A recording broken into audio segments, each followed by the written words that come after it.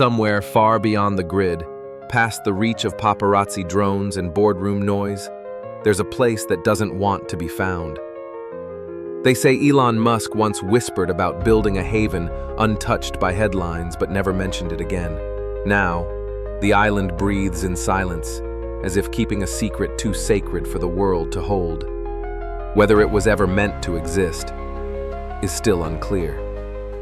You bought a house for $45K? Yeah. What is it, like big or is it? No, it's small. Is it very small. It's a tiny house, That's great right? value. $45K? Mm-hmm. Yeah, no, it's a small house. Why do you do that? Because it was right next to the rocket factory. Oh, got it. So I can just literally walk to the rocket factory. It's like half a mile away. It's the one in South Texas in Boca Chica Village on Weems Street. I'm petitioning to change the street name to Memes. No. If you get enough people on the street to say yes, you can change a street Well, name. if they know you're doing that, Yeah, then they're on or board. if Elon Musk makes a call. Yeah.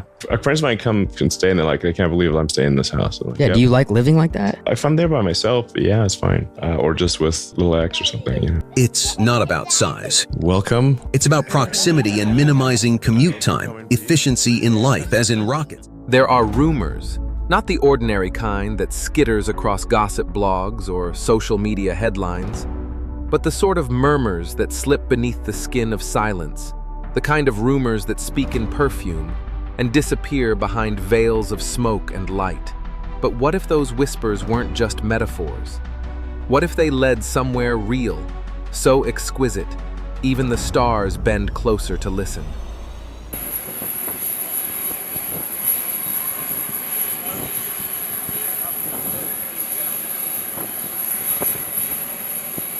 Pretty much the opposite side of the world. Oh, Yeah. It's said that somewhere beyond the standard maps, far from where satellites can photograph and tabloids can narrate, there exists an island. Not owned by Elon Musk himself, but tied somehow delicately, faintly, to those who once stood closest to him. An ex-wife, perhaps more than one, perhaps even a quiet collective of his past. The whispers say they disappeared not in disgrace, but in a kind of soft triumph, retreating not to forget, but to reinvent. They didn't want revenge, they wanted elegance. They didn't seek headlines, they sought beauty. And so, they built something sacred and rare, a place of quiet power where the air smells of aged sandalwood and the walls hum with gold. So we're excited to announce that Tesla's global engineering headquarters will be right here, the former headquarters of Hewlett-Packard. This is, I think, a poetic transition from the company that founded Silicon Valley to Tesla. No one arrives there unless invited. There are no travel documents and no public ports. The airstrip that exists does not appear on registries, and no pilot confirms the route. Arrivals are subtle. A jet vanishes from the skies, and hours later, someone new appears within an atmosphere of salt water and linen. And for those who do arrive, a ritual awaits, one that sheds more than just the noise of the world. Wait until you learn what they leave behind on that landing strip. And we're very excited to make this our global engineering headquarters in California. And I couldn't be more proud of California's commitment to support Tesla. The island pretends to be analog. But make no mistake, it's not primitive. Some believe it to be one of the most technologically advanced private residences on Earth. Not in screens or drones, but in design, in seamless security, in neural-enhanced interfaces built into the very walls, silent, invisible, responsive. Rumors of AI-guided environmental controls, of mood-mirroring architecture, walls that shift tone based on your emotional resonance, of soundscapes that adjust according to your breath. They say the island's network is protected by a protocol so advanced that not even SpaceX satellites could find it. Fitting, perhaps, that it would belong to the women who once stood behind the man who helped build the modern digital age. You said recently tens of billions of robots, but that's decades away. At least 1 decade away. It's got to be more than that. It's going to grow very fast. Why do you think that? I think humanoid robots will be the biggest product ever. The demand will be insatiable. You've said that. Everyone's going to want one. It's said- like, basically, who wouldn't want... The architecture on the island isn't modern in the conventional sense. It isn't sharp or digital. It doesn't ask to be captured. It leans more toward the sacred than the sleek. Rooms shaped by intuition rather than blueprint, carved in harmony with sea cliffs and softened by time and art. And inside these walls, a language of beauty spoken only by those who have nothing left to prove. Stay with us. It only gets richer. There are courtyards where marble sings underfoot, and verandas that catch the wind like an ancient instrument, lulling everyone into forgetting what year it is. This is not the kind of wealth that flaunts itself with logos. There are no labels here, only fabrics that feel like whispers against skin, furniture shaped by hand and memory, and scents that drift through rooms like private secrets. It's said that children are raised here, not just Musks perhaps, but others who were born of wealth but never wanted its public face. They don't grow up in classrooms filled with screens or pressure.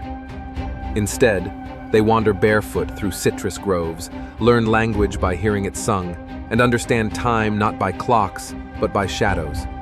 And if you think luxury is wasted on the young, just wait until you see how these children inherit something far more powerful than money: emotional sovereignty. We think we can achieve where if Optimists can watch videos, YouTube videos or how-to videos or whatever, and based on that video, just like a human can, learn how to do that thing.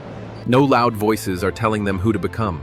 Instead, there are stories passed down through firelight, rituals that teach restraint, and an understanding that true power needs no display. These children do not learn to perform. They learn to notice the way petals fall, the way silence changes just before dusk, the way truth often arrives quietly. Legacy on this island is not taught. It's absorbed. It's not a set of instructions, it's a scent, a gesture, a memory made in velvet and passed on through a knowing glance. This isn't a playground for spoiled heirs. It's a sanctuary for those who've chosen to inherit peace instead of panic. In order to solve full self-driving properly, you have to solve real-world AI. Because you said, like, what are the road networks designed to work with? They're designed to work with a biological neural net, our brains, and with vision, our eyes. The island doesn't rely on routine. It moves with the breath of the sea and the phases of the moon. Each day feels like a private season. Mornings might begin with silk-robed walks through dew-covered paths, where the only sounds are birdsong and the rustle of jasmine vines. Someone, somewhere, will be singing, softly, almost absently. The voice might be trained or raw. It doesn't matter. It's not performance. It's presence. Your name is a brand. It's already a brand. It's a brand for innovation, for ambition, for perfume. Meals appear when they're ready, not when they're scheduled. A wooden table under a fig tree might be set for 2 or 20. The lighting is always just right, never artificial, always drawn from the sun or the flicker of flame. Wine is poured not to impress but to ease. And at one particular hour, known only by the changing scent of the air, something astonishing happens among the fig trees. You'll want to hear it to believe it. Evenings aren't events, they're unfoldings. One might find themselves drifting toward a gathering without realizing they've left their room. Candles will already be lit. Music, never recorded, always live, will be rising from some quiet place, carried by the wind. There is no applause, just the quiet closing of eyes, the soft inhale of something remembered from a past life or dream. This isn't opulence in the way the world understands it. This is opulence that doesn't care whether it's seen.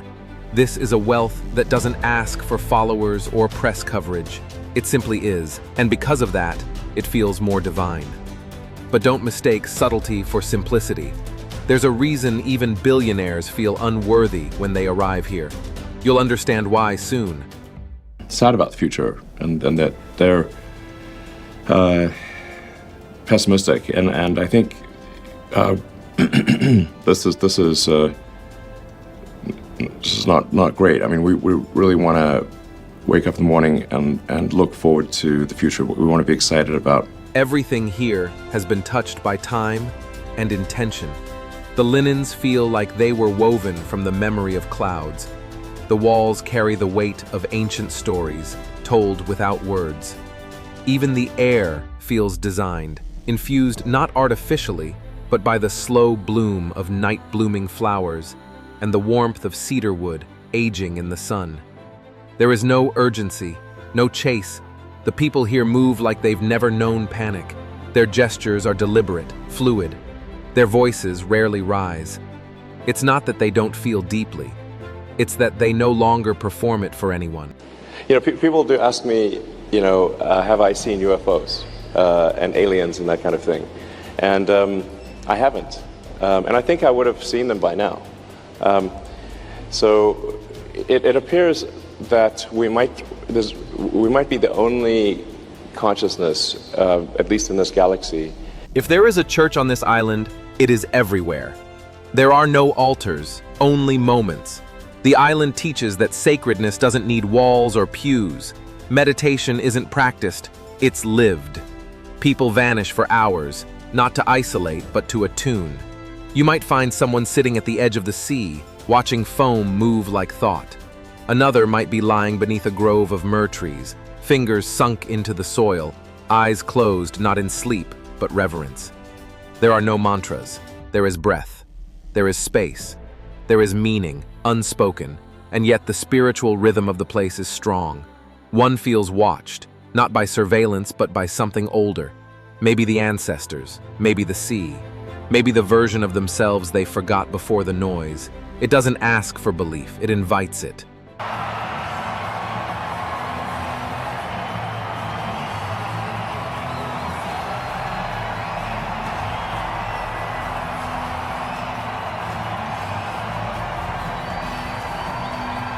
What sets this island apart isn't just the beauty, the craftsmanship, the whispering elegance of its corners.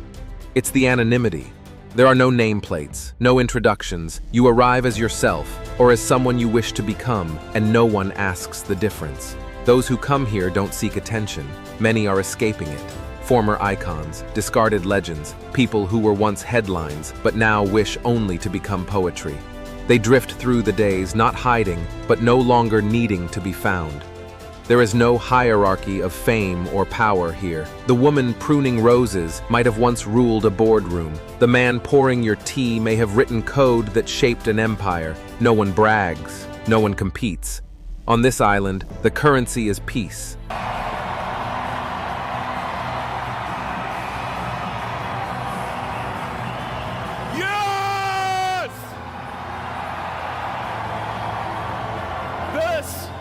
This is what victory feels like.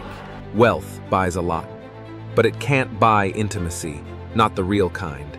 Yet on this island, intimacy blooms like a native flower, not in romance, but in awareness. A dinner was shared without expectation, a gaze that doesn't try to take, conversations without currency.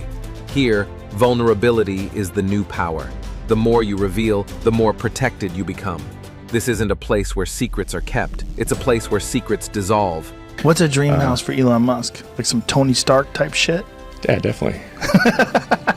Yeah, you gotta have the dome that opens up with the stealth helicopter and that kind of thing, you know? Yeah. For sure. Fuck yeah. Yeah, fuck yeah. But then it's like, man, does it really make sense for me to spend time designing and building a house, and I'd be real OCD on the little details and the design, or should I be allocating that time to getting us to Mars? I should probably do the latter. So, what's more important, Mars or a house? I like Mars. Okay. Maybe this island doesn't exist. Maybe it's just a collective dream, whispered by those who've had enough of noise. Maybe it's a metaphor for the lives we want but can't afford. Or maybe, just maybe, it's real, hidden in plain sight, visited only by those who've chosen elegance over spectacle. But whether it's real or imagined, the island stands as a statement, a soft rebellion against a world obsessed with attention. It reminds us that true wealth doesn't shout, it sighs. That real power doesn't dominate, it simply is. That love, peace, elegance, and time, when bound together, create something no algorithm or tech empire could ever simulate. Maybe it's not meant to be found. Maybe it's the kind of place that lives only in the silence between empires, just past Elon Musk's noise, and just beneath the map's last breath. Whatever it is, it lingers. And if that silence spoke to you, then stay. Subscribe for stories no one else dares to tell.